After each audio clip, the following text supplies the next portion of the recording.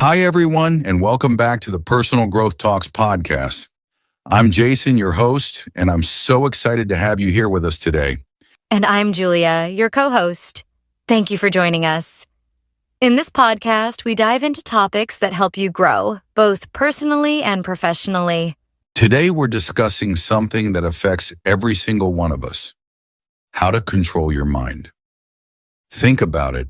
How many times have you felt overwhelmed by negative thoughts or found it hard to focus? Exactly. The mind is so powerful, but if we don't learn how to manage it, it can control us instead of the other way around. That's why this is such an important topic for personal growth. Controlling your mind doesn't mean suppressing your emotions or being perfect. It's about developing tools and habits that help you stay calm, focused, and in charge of your thoughts, especially during challenging times. And we'll explore all of that today. We'll discuss what it really means to control your mind, the challenges people face, and some practical techniques you can start using right away. Before we dive in, remember to subscribe to our podcast so you don't miss out on any future episodes. And if you find this helpful, please share it with someone who might benefit. All right, let's get started. Jason, why don't we begin by talking about what it really means to control your mind? So, Julia, let's start by unpacking what it actually means to control your mind.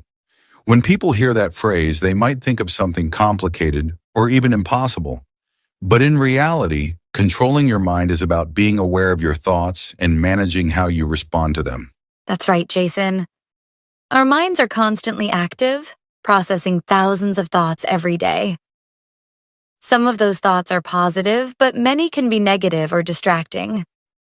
Controlling your mind doesn't mean stopping those thoughts. It means learning to direct your attention to what matters most. Exactly. It's like steering a car. Your thoughts are the road and your mind is the driver. If you don't take control, you'll veer off course or even crash. But when you're in charge, you can choose the right path and avoid obstacles. A great way to think about this is by understanding the connection between our thoughts, emotions, and actions. For example, a negative thought can make you feel stressed or anxious, which might lead to unhelpful behaviors like procrastination. And that cycle can become automatic if we're not careful. But the good news is that with awareness and practice, we can break that cycle. When you control your mind, you're essentially retraining it to focus on the present moment and stay aligned with your goals. It's also important to understand that controlling your mind isn't about ignoring your feelings. It's about creating space to observe them without letting them take over. That's where techniques like mindfulness and meditation come in, which we'll talk more about later. Absolutely. And here's something fascinating. Studies show that the more you practice managing your thoughts, the easier it becomes. It's like building a muscle. The stronger it gets, the more resilient you become to distractions and negativity. That's such an empowering idea, Jason. Now that we understand what it means to control the mind, let's talk about some common challenges people face when they try to do it. So, Julia, now that we've talked about what it means to control your mind, let's dive into the challenges. Because let's face it, knowing what to do and actually doing it are two very different things. Absolutely, Jason. One of the biggest challenges people face is distractions. In today's world, we're surrounded by notifications, social media, and constant demands on our attention. It's no wonder our minds are always jumping from one thing to another. That's so true. Another challenge is negative self-talk. Have you ever caught yourself thinking, I'm not good enough, or I can't do this? Those kinds of thoughts can take over and make it really hard to stay focused or confident. Yes, and they often lead to another common challenge: overthinking. People tend to replay past mistakes or worry about the future, which creates a loop of stress and anxiety. It's like being stuck in quicksand. The more you struggle, the deeper you sink. And let's not forget about where stress and emotional overwhelm. When life throws challenges at us, it's easy to feel like our minds are spiraling out of control. At those moments, it can be really hard to focus or make rational decisions. Another one I've noticed is lack of awareness. A lot of people don't even realize they're caught in negative thought patterns until it's too late. It takes practice to recognize when your mind is wandering or when you're letting your emotions take over. That's a great point, Julia. And I think one more challenge we should mention is impatience. Many people expect to see results overnight. They try techniques like meditation or mindfulness for a few days, and when they don't feel a big change, they give up. It's true. Controlling your mind is a skill that takes time and consistency. But here's the good news. No matter what challenges you're facing, there are practical techniques that can help you overcome them. That's exactly what we're going to talk about next. We'll dive into some effective strategies you can start using today to take charge of your mind. All right, now let's get to the good part. Practical techniques to control your mind. These are simple strategies you can use in your daily life to take charge of your thoughts and emotions. Yes. And the best part is that anyone can do them, no matter how busy or stressed you are. Jason, why don't you start with one of your favorite techniques? Sure, one of the most effective techniques is mindfulness. This is all about staying present in the moment. When your mind starts racing, try to focus on your breathing or notice the sensations around you. It can be as simple as feeling the texture of your clothes or the warmth of the sun. That's a great one. Another technique I love is meditation.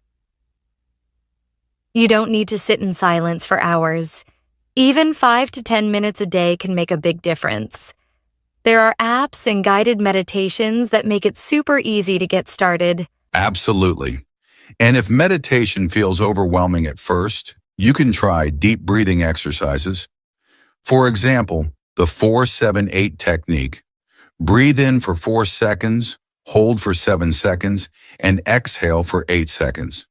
It's a quick way to calm your mind and reduce stress. That's such a powerful tool. Another strategy is positive self-talk. When you notice negative thoughts creeping in, try to replace them with affirmations.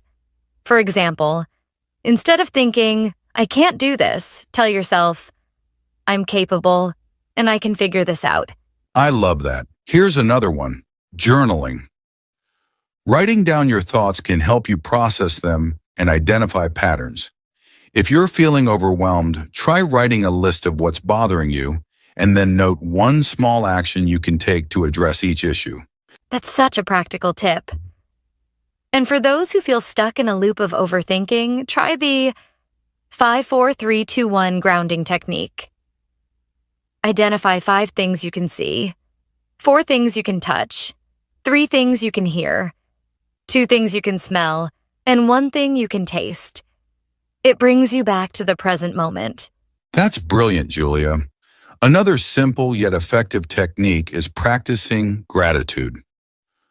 Every morning or before bed, write down 3 things you're grateful for. This shifts your focus from what's wrong to what's going right. Gratitude is such a game changer. And lastly, I'd say create a routine that includes also regular physical activity. Exercise not only boosts your physical health, but also helps clear your mind and reduce anxiety. Great point. All of these techniques are powerful, but the key is consistency. You don't need to do all of them at once. Start with 1 or 2 and build from there. Exactly. Small, consistent steps can lead to big changes over time. And remember, controlling your mind is a journey, not a destination. Well said, Julia. Next, let's talk about the benefits of controlling your mind. Because once you start practicing these techniques, the results can be life-changing. Now that we've talked about practical techniques to control your mind, let's explore why it's all worth it. Julia, what would you say are the biggest benefits of mastering this skill? There are so many, Jason. One of the most immediate benefits is reduced stress and anxiety. When you learn to manage your thoughts, you can stop spiraling into worry and focus on what you can control. That's so true. Another huge benefit is improved focus and productivity. When you're not constantly distracted by unhelpful thoughts, you can give your full attention to the tasks that matter most, whether it's work, relationships, or personal goals. Exactly. And controlling your mind also helps with emotional resilience. Life will always have challenges, but when you can manage your emotions, you're better equipped to handle setbacks and bounce back stronger. That's a powerful point. I'd add that it improves your relationships on too. When you're in control of your mind, you're more present with others, more patient, and better at communicating without letting emotions take over. Absolutely. Another benefit is better decision making. When you're calm and focused, you can evaluate situations more clearly and make choices that align with your values and goals. And let's not forget about the impact on your overall well-being. Controlling your mind can lead to better sleep, higher self-esteem, and even a stronger immune system because you're reducing stress on your body. It's amazing how interconnected everything is, isn't it? And the best part is that the more you practice, the easier it becomes. Over time, you develop a sense of inner peace that helps you navigate life's ups and downs with confidence. Well said, Julia. These benefits show just how transformative controlling your mind can be. Now let's wrap things up with some final thoughts and a challenge for our listeners to put these ideas into practice. All right, Julia, we've covered a lot today. What it means to control your mind, the challenges, practical techniques, and the amazing benefits. But none of this will make a difference unless our listeners take action. That's so true, Jason. So here's our challenge to you. Pick just one technique we talked about today. Whether it's mindfulness, journaling, or positive self-talk, commit to practicing it every day for the next week. Exactly. Start small and be consistent. And don't forget to celebrate your progress, even if it feels like a tiny step. Every bit counts when you're building a healthier, more focused mind. We'd also love to hear from you. Share your experience in the comments below. What challenges are you facing and which techniques are helping you the most?